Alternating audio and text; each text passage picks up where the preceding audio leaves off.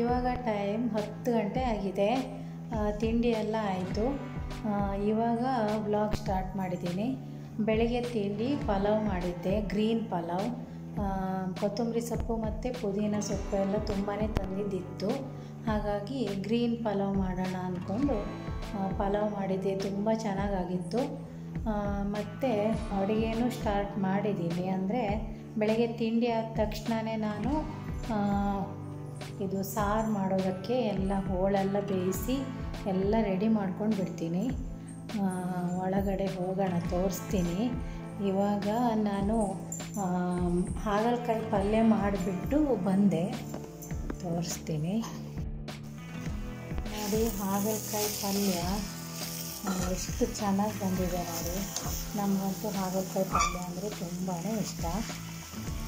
ಇದು ರೆಡಿ ಆಯಿತು. ಇವಾಗ ನಿಮಗೆ ತೋರಿಸೋದಕ್ಕೋಸ್ಕರ ನಾನು ಹಾಗೆ ಉರಿ ಸಣ್ಣದಾಗಿ ಇಟ್ಟಿದ್ದೆ ನೋಡಿ, ಎಷ್ಟು ಚೆನ್ನಾಗಿ ಕಾಣಿಸ್ತಿದೆ ಅಂತ. ಹಾಗಲಕಾಯಿ ಎಲ್ಲೂ ಕಾಣಿಸ್ತಾನೇ ಇಲ್ಲ ಜಾಸ್ತಿ, ಯಾಕಂದರೆ ಹಾಗಲಕಾಯಿ ಎಷ್ಟು ತಗೊಂಡಿದ್ದೀನಿ ಅಷ್ಟೇ. ಈರುಳ್ಳಿ ಇದೆಯಲ್ಲ, ನೀರುಳ್ಳಿ ಅಲ್ಲ, ನನಗೆ ಮಾತಾಡ್ತಾ ಯಾವಾಗಲೂ ನೀರುಳ್ಳಿ ಅಂತಲೇ ಹೇಳೋ ಅಭ್ಯಾಸ. ಹಾಗಾಗಿ ಈರುಳ್ಳಿ, ಇದು ಹಾಗಲಕಾಯಿ ಎಷ್ಟು ತಗೊಂಡಿದ್ದೀವಿ ಅಷ್ಟೇ ಈರುಳ್ಳಿ ತಗೊಂಡಿದ್ದೀನಿ. ಹಾಗಾಗಿ ಹಾಗಲಕಾಯಿ ಕಾಣಿಸ್ತಾನೇ ಇಲ್ಲ. ಮತ್ತು ಇಲ್ಲಿ ಬೇಳೆ ಮತ್ತು ಟೊಮೆಟೊ, ಈರುಳ್ಳಿನ ಕುಕ್ಕರಲ್ಲಿ ಬೇಯಿಸಿ ಇಟ್ಕೊಂಡಿದ್ದೀನಿ. ಆಮೇಲೆ ಬೆಂಡೆಕಾಯಿನ ಅದಕ್ಕೆ ಹಾಕಿಬಿಟ್ಟು ಮಸಾಲೆ ಹಾಕಿ ಕುದಿಸ್ಬಿಟ್ರೆ ಆಯಿತು. ಬೆಂಡೆಕಾಯಿನ ಎಣ್ಣೆಯಲ್ಲಿ ಫ್ರೈ ಮಾಡಿ ಇಟ್ಕೊಂಡಿರೋದು.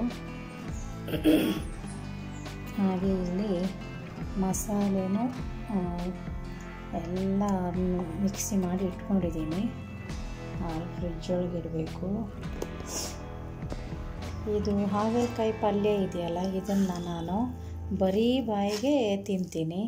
ಒಂದು ಬೌಲಿಗೆ ಹಾಕ್ಕೊಂಡು ಸ್ನ್ಯಾಕ್ಸ್ ಎಲ್ಲ ತಿನ್ನೋ ಥರನೇ ಇದನ್ನು ಬರೀ ಬಾಯಿಗೆ ತಿಂದುಬಿಡ್ತೀನಿ ನಾನು. ಅಷ್ಟಿಷ್ಟ ನನಗೆ ಹಾಗಲಕಾಯಿ ಪಲ್ಯ ಅಂದರೆ. ಒಂದು ಸ್ವಲ್ಪನೂ ಕಹಿ ಬರೋದಿಲ್ಲ. ಇದು ನಾನು ಮಾಡೋ ಥರ ಮಾಡಿದರೆ ಸ್ವಲ್ಪನೂ ಕಹಿ ಬರೋದೇ ಇಲ್ಲ ನೋಡಿ.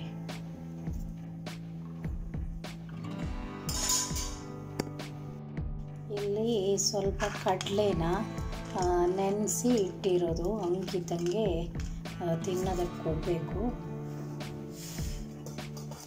ಮತ್ತು ಪಲಾವ್ ನೋಡಿ, ಇದು ಮಧ್ಯಾಹ್ನಕ್ಕೆ ನಮಗೆ ಬೆಳಗ್ಗೆ ತಿಂಡಿ ಆಯಿತು. ಪಲಾವ್ ಏನು ಮಾಡಿರ್ತೀವಲ್ವ ಅವತ್ತು ನಾವು ಮಧ್ಯಾಹ್ನ ಪಲಾವೇ ತಿನ್ನೋದು. ಇಲ್ಲಿ ಸ್ವಲ್ಪ ರೈಸ್ ಇದೆ, ಇದ್ರ ಜೊತೆನೇ ನಾನು ಉದ್ದಿನಬೇಳೆ ಮತ್ತು ಅಕ್ಕಿನ ಹಾಕಿಬಿಟ್ಟು ನೆನೆ ಹಾಕ್ತೀನಿ. ಇವಾಗ ಪಾತ್ರೆ ಇನ್ನೂ ವಾಶ್ ಮಾಡಿಲ್ಲ.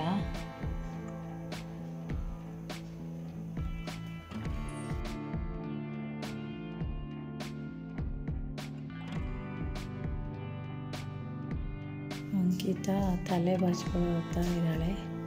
ತಲೆ ನಿನ್ನೆ ಸ್ನಾನ ಮಾಡಿರೋದು, ಎಣ್ಣೆ ಹಾಕಿ ಜಡಕ್ಕೆಲ್ಲ ಬಿಡಿಸಿದ ಮೇಲೆ ಜಡೆ ಹಾಕೋಕ್ಕೆ ಬರೋದು ನೋಡಿ. ಗುಲಾಬಿ ಹೂವು ನಮ್ಮನೆ ಗಿಡದಲ್ಲಿ ಬಿಟ್ಟಿರೋದು 4 ಗುಲಾಬಿ ಹೂವು ಬಿಟ್ಟಿದೆ. ಈಗ ಸೀಸನ್ ಅಲ್ವಾ, ಈ ಹೂವು ತುಂಬಾ ಬಿಡುತ್ತೆ. 4 ಹೂವು ಬಿಟ್ಟಿದೆ. ಅದರಲ್ಲಿ ಒಂದು ಹೂವು ದೇವರಿಗೆ ಹಾಕಿದ್ದಾಳೆ ನೋಡಿ. ನಮಗಿಲ್ಲಿ ದೇವ್ರ ಮನೆಯೇ ಇಲ್ಲದೆ ಇರೋದ್ರಿಂದ ತುಂಬ ಬೇಜಾರಾಗತ್ತೆ. ಒಂದು ಹೂವು ದೇವ್ರಿಗೆ ಹಾಕಿದ್ದಾಳೆ. ಮತ್ತು ಇಲ್ಲಿ ಕಿಟಕಿಯಲ್ಲಿ ನೋಡ್ತಾ ಇರ್ಬೋದು ನೋಡಿ, ಈ ಥರ ಇವಾಗ ತುಂಬಾ ಗುಲಾಬಿ ಹೂವು ಬಿಡ್ತಾ ಇದೆ. ಅದು ಗುಲಾಬಿ ಹೂವು ಬಿಟ್ಟು ನಮ್ಮನೆ ಕಿಟಕಿ ಒಳಗಡೆ ಬರುತ್ತೆ ನೋಡಿ, ಎಷ್ಟು ಚೆನ್ನಾಗಿ ಕಾಣಿಸುತ್ತೆ. ಏನೇನೋ ತುಂಬ ಗುಲಾಬಿ ಗಿಡ ಇದೆ, ವೆರೈಟೀಸ್ ಎಲ್ಲ ಇದೆ, ತುಂಬ ವೆರೈಟೀಸ್ ಇದೆ. ಮೊಗ್ಗು ಹಾಗೆ ತುಂಬ ಬಿಟ್ಟಿದೆ.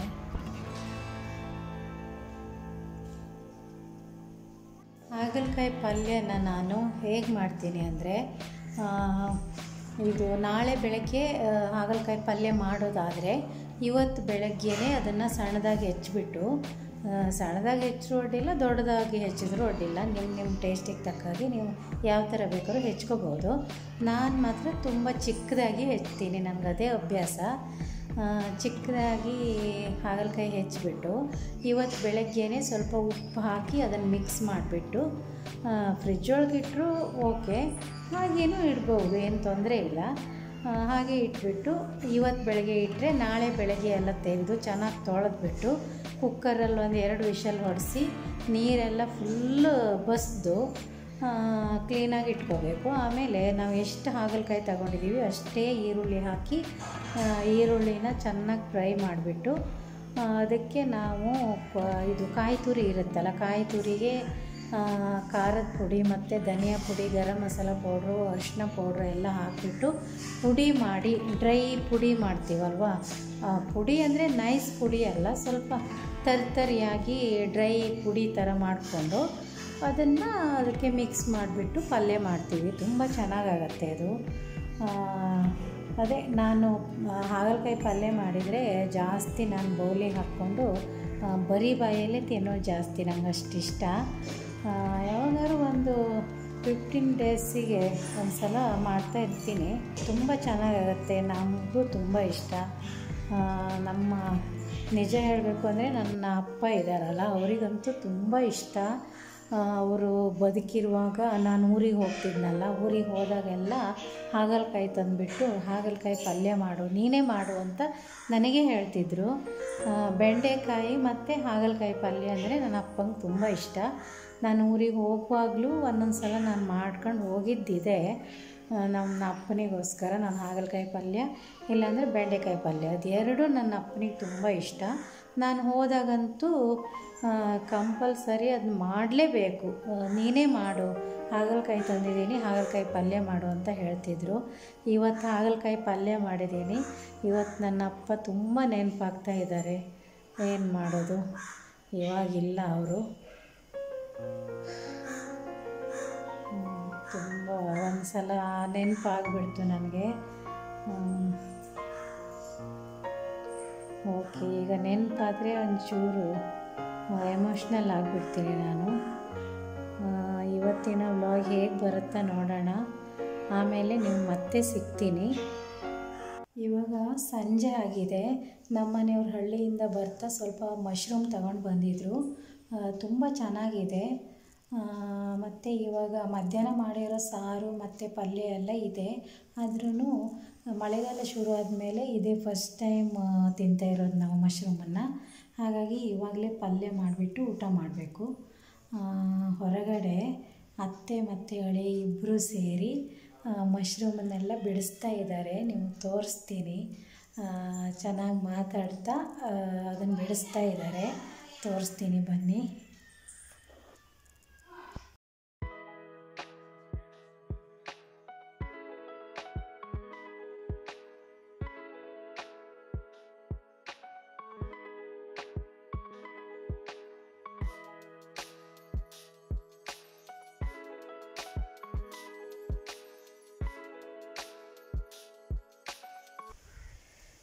ಇವತ್ತು ನೆಕ್ಸ್ಟ್ ಡೇ.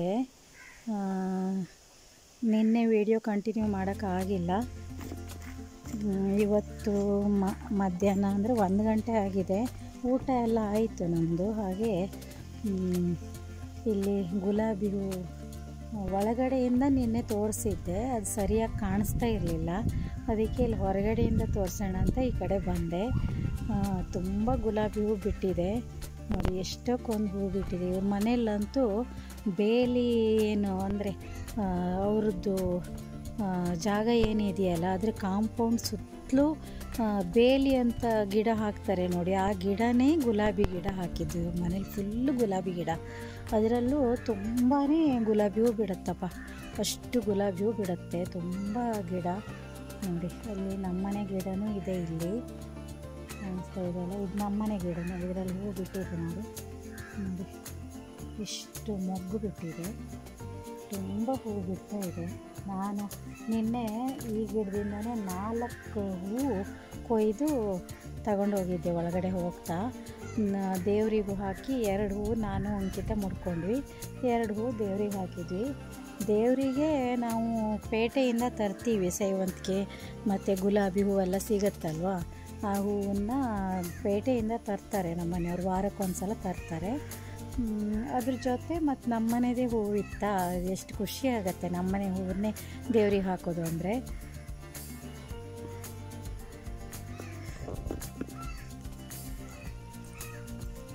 ತಲೆಯಲ್ಲಿ ಹೂವು ಮುಡ್ಕೊಂಡಿದ್ದೀನಿ, ಕಾಣಿಸ್ತಾ ಇದೆ ಅಲ್ಲ ನೋಡಿ ಎಷ್ಟು ದೊಡ್ಡದಾಗಿದೆ. ಮತ್ತು ಇದೇ ಈ ಗುಲಾಬಿ ನೋಡಿ, ರೆಡ್ ರೋಸ್ ಎಷ್ಟು ದೊಡ್ಡದಾಗಿ ಬಿಡುತ್ತೆ ಅಂದರೆ ನೋಡಿ. ಮೇಲೆ ಇನ್ನೊಂದು ಬಿಟ್ಟಿದೆ, ತೋರಿಸ್ತೀನಿ ತಡೀರಿ ನೋಡಿ. ಎಷ್ಟು ದೊಡ್ಡ ಹೂವು ಅಂದರೆ ತುಂಬ ದೊಡ್ಡ ಹೂವು ನೋಡಿ. ಇದು ಒಂದು ಸುಮಾರು ದಿನ ಆಯಿತು, ಒಂದು ವಾರ ಆಯಿತು ಈ ಗಿಡದಲ್ಲಿ ಹೂವಿದ್ದು. ಎಣ್ಣೆ ಬಿಡೋಕ್ಕೆ ಸ್ಟಾರ್ಟು. ಅಲ್ಲೂ ಒಂದಿದೆ. ಒಟ್ಟು ತುಂಬ ಇಲ್ಲಿ ನಮ್ಮನೆ ಇವ್ರ ಮನೆ ಗಿಡ ಇದು ನೋಡಿ. ಒಳಗೆ ಕಿಟಕಿ ಒಳಗಡೆ ಅರಳುತ್ತೆ. ಹೋಗಿ ಕೊಯ್ಕೊಂಡು ಮುಡ್ಕೋಬೇಕು ಅಂದ್ರೂ ಕೊಯ್ದು ಮುಡ್ಕೋಬೋದು. ತುಂಬ ಚೆನ್ನಾಗಿ ಹೂ ಬಿಡ್ತಿದೆಯಪ್ಪ. ಇದೆಲ್ಲ ನಮ್ಮನೆ ಹೂವಿನ ಗಿಡ.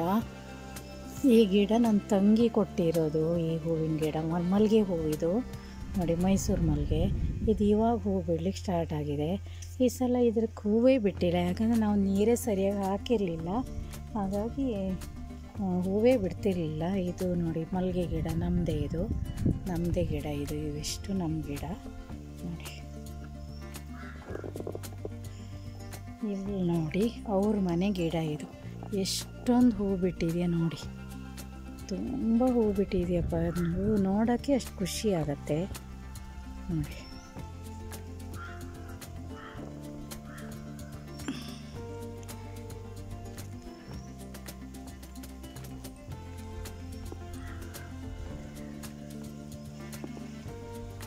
ಈಗ ಒಂದು ವರ್ಷದ ಹಿಂದೆ ನಾನು ಎಷ್ಟು ಸೇವಂತಿಗೆ ಗಿಡ ಬೆಳೀತಿದ್ದೆ ಅಂದರೆ, ಗಿಡ ತುಂಬ ಹೂ ಬಿಡೋದು. ಇಷ್ಟಕ್ಕೊಂದು ಹೂ ಅಂದರೆ ಹೂ ಕೊಯ್ದು ದೇವ್ರಿಗೆ ಹಾಕಿ ಅಂಕಿತಂಗೆ ಮುಡಿಸಿ ಮತ್ತು ಓನರ್ ಮನೆಗೆಲ್ಲ ಕೊಡ್ತಿದ್ದೆ ನಾನು. ಅಷ್ಟೊಂದು ಹೂ ಬಿಡ್ತಿತ್ತು. ಇವಾಗ ನೋಡಿ ಒಂದು 2-3 ಗಿಡ ಉಳಿದಿದೆ. ಗಿಡ ನೋಡಿಬಿಟ್ರೆ ಬೇಜಾರಾಗುತ್ತೆ. ಎಷ್ಟೊಂದು ಗಿಡ ಇದ್ದಿತ್ತು, ಇವಾಗ 2 ಗಿಡ ಆಗಿಬಿಟ್ಟಿದೆ. ಇಷ್ಟು ಗಿಡ ಇದೆ. ಬಾಡಿಗೆ ಮನೆಯಲ್ಲಿ ಎಷ್ಟು ಹೂವಿನ ಗಿಡ ಬೆಳೆದ್ರೂ ಅಷ್ಟೇ. ಸ್ವಂತ ಮನೆ ಮಾಡಿಕೊಂಡ್ರೆ ಪರವಾಗಿಲ್ಲ, ಚೆನ್ನಾಗಿ ಅನಿಸುತ್ತೆ.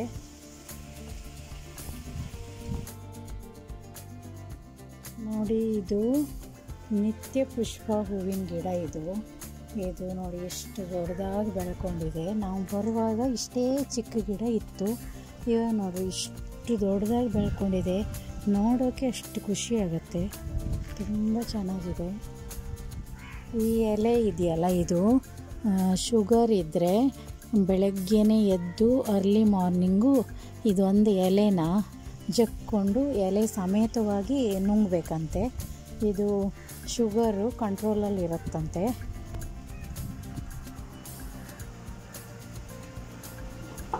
ಓಕೆ, ಇವತ್ತಿನ ವಿಡಿಯೋ ಇಷ್ಟೇ. ವಿಡಿಯೋ ಇಷ್ಟ ಆದರೆ ಪ್ಲೀಸ್ ಲೈಕ್ ಮಾಡಿ, ಶೇರ್ ಮಾಡಿ. ಹಾಗೆ ವಿಡಿಯೋ ಹೇಗಿತ್ತು ಅಂತ ಪ್ಲೀಸ್ ಕಮೆಂಟ್ ಮಾಡಿ. ಪ್ಲೀಸ್ ಸಬ್ಸ್ಕ್ರೈಬ್ ಮಾಡಿಕೊಂಡು ನೋಡಿ. ಟೇಕ್ ಕೇರ್, ಬಾಯ್.